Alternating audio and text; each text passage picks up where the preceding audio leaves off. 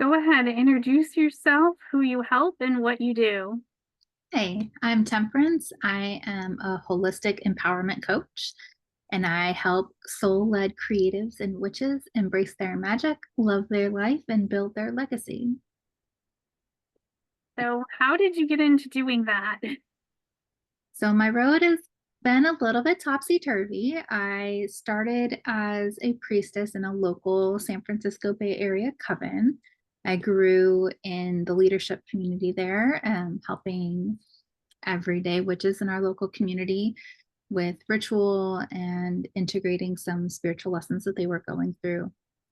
I've also been working in a tech career as a quality assurance analyst for almost 14 years.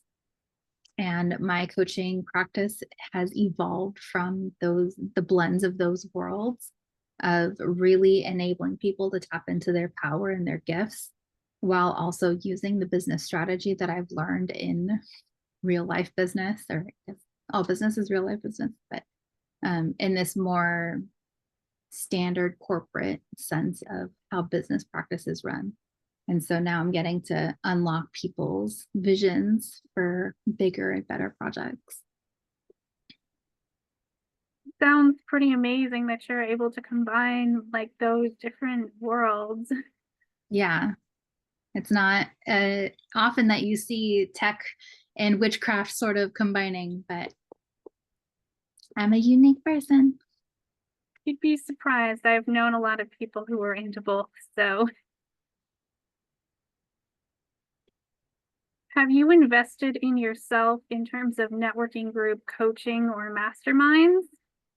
I have invested in many years of coaching. I've done short containers, long containers, and those coaching programs have um, yielded community that I've been able to sort of make business besties with, yourself included. And I've done other masterminds that were free or low ticket, getting to connect with other people. Um, but I've also done like free networking events too in person.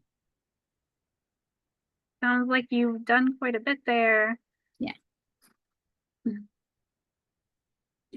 How has that affected your networking strategies? Um, hmm.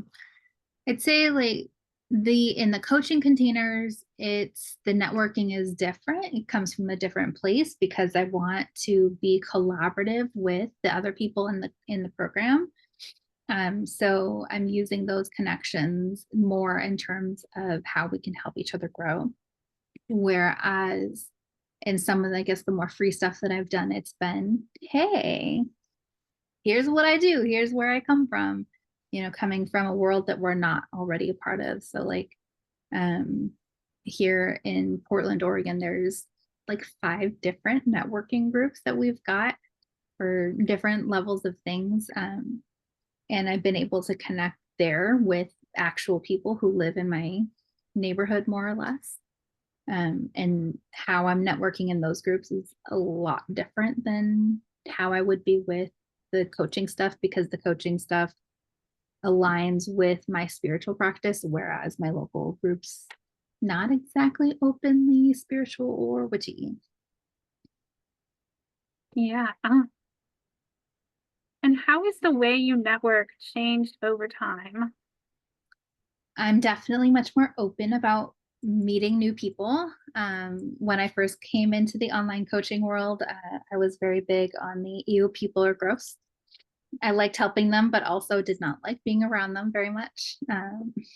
And now I can't not tell people about what I do. And so when I show up in a networking space, it's very much, hi, how's it going? You want to make your life better today?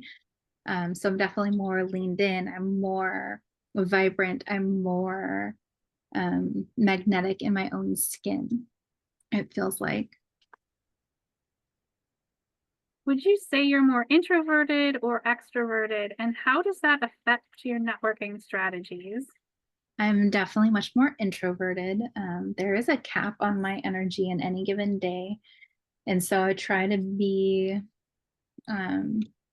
mindful of where I'm spending my time and how I'm spending that energy. And now that I've made this energetic shift, it's less taxing to spend my energy online. But it does mean that I'm more conscientious of when I'm spending my time online, like how I'm spending it.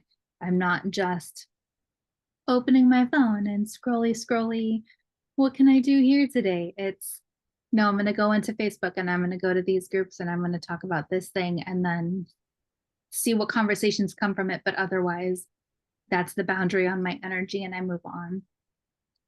Yeah, I think that's so important to set those boundaries around doom scrolling. And I think doom scrolling too can be one of those things where you think you're doing work, but you're really wasting a lot of time. So it's important to be Absolutely. deliberate with how you use social media.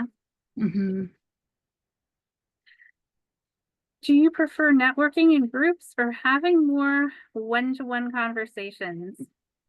So I have always been a more one-on-one person. My gifts key into energetic frequencies, and if I'm having a one-on conversation with anybody, it could be, in a larger group setting, but if I'm just talking to one person, I can really key into their energy and have a conversation that is what they'll be able to hear.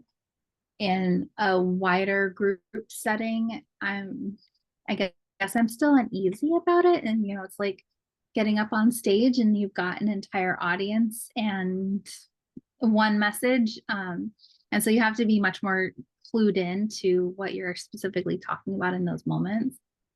And like, it's not bad. It's just, I've always enjoyed the one off private, give us a moment of quiet and then on a little bubble, as opposed to the wider sort of broadcasty things.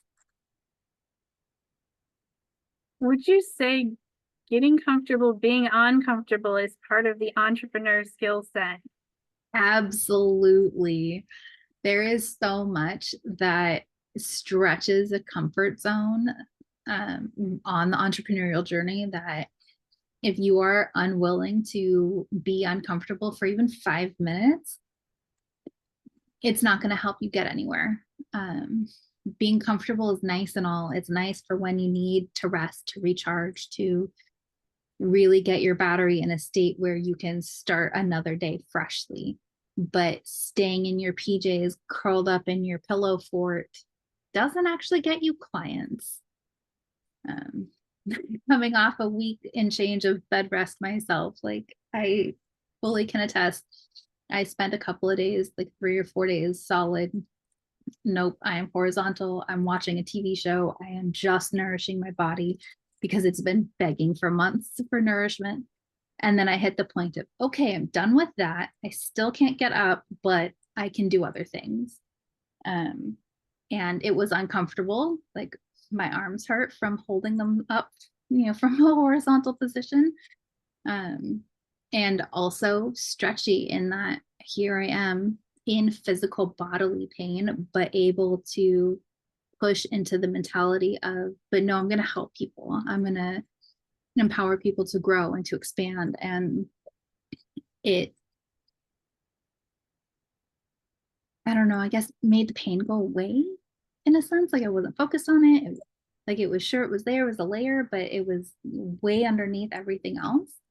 Um, and but also just the transition into being online and being visible, really uncomfortable when you're so used to working in the shadows in tiny bubbles of just give me a secret little corner of privacy. There are no corners of privacy on Facebook.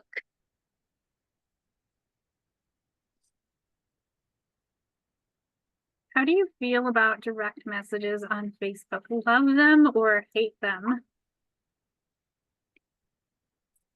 A little bit of both. So I like DMs when it's people trying to actually connect and build friendships.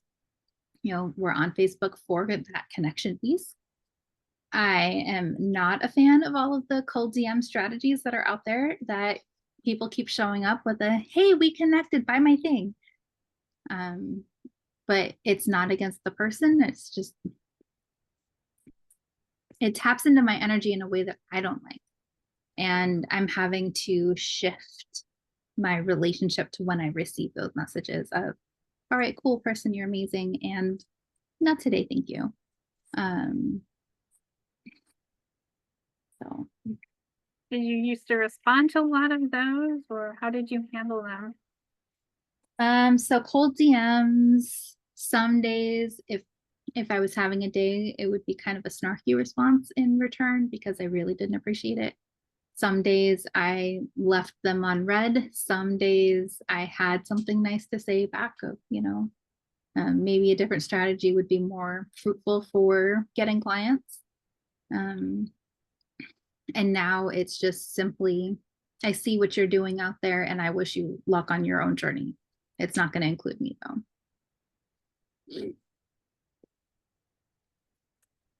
What are your thoughts on tapping into your intuition when networking?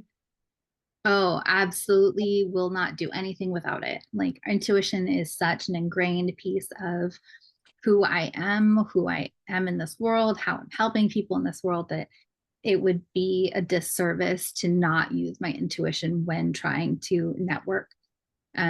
So how I'm using it currently is leaning into where the groups that are actually vibing with the message that I'm trying to bring today.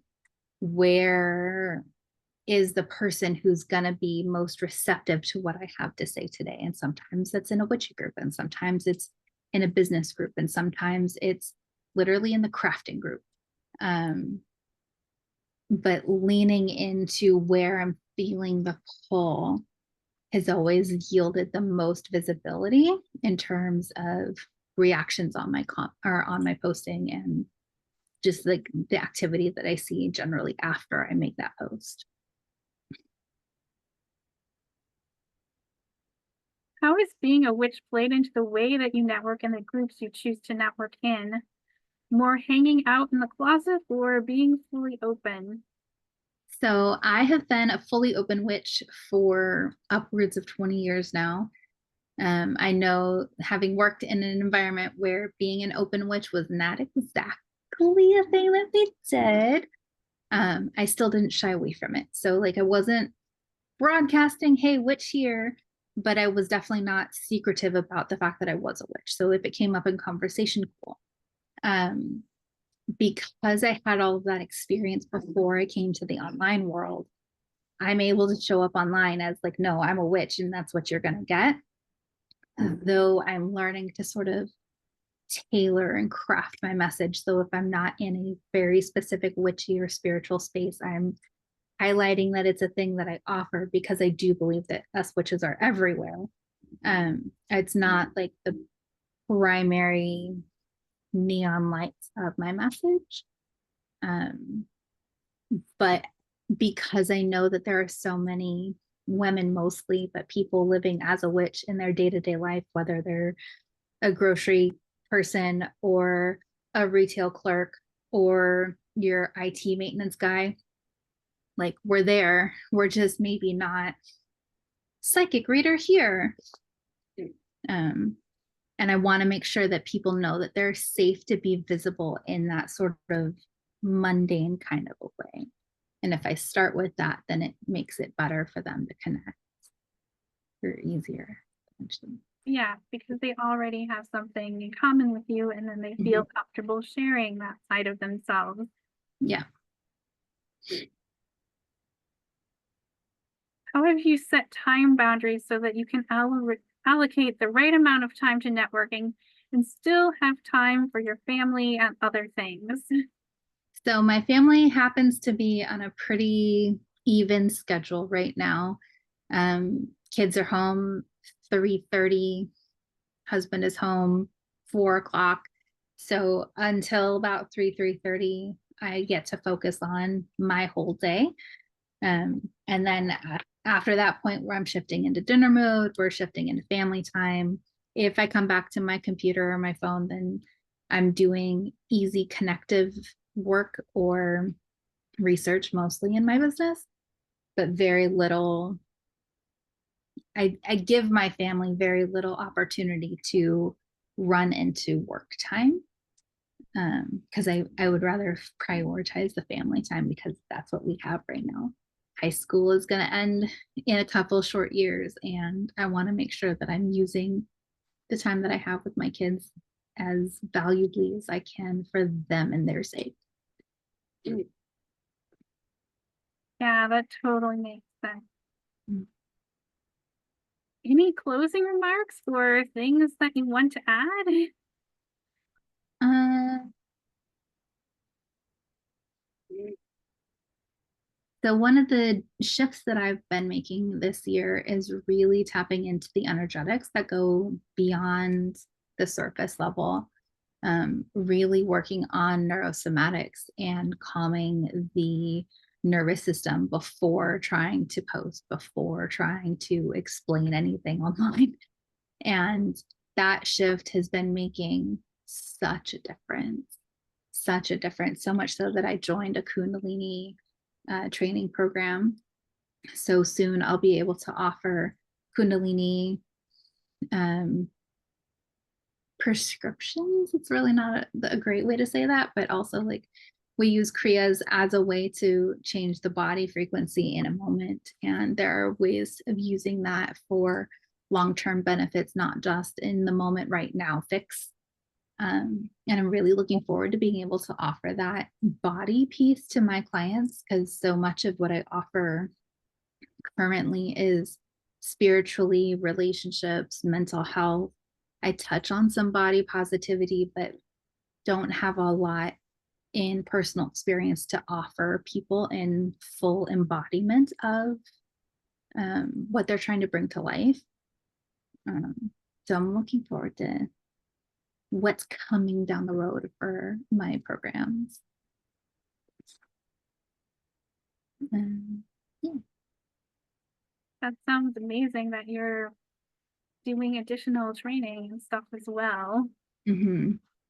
Mind, body, spirit. It's all interconnected, and supporting the whole of a person has always been my goal, my desire, my dream.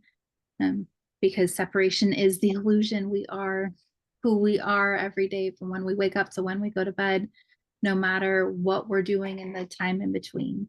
And if one aspect of your life is out of sorts, it causes a ripple effect into everything else. If your home life is not even, your work life is going to feel turbulence.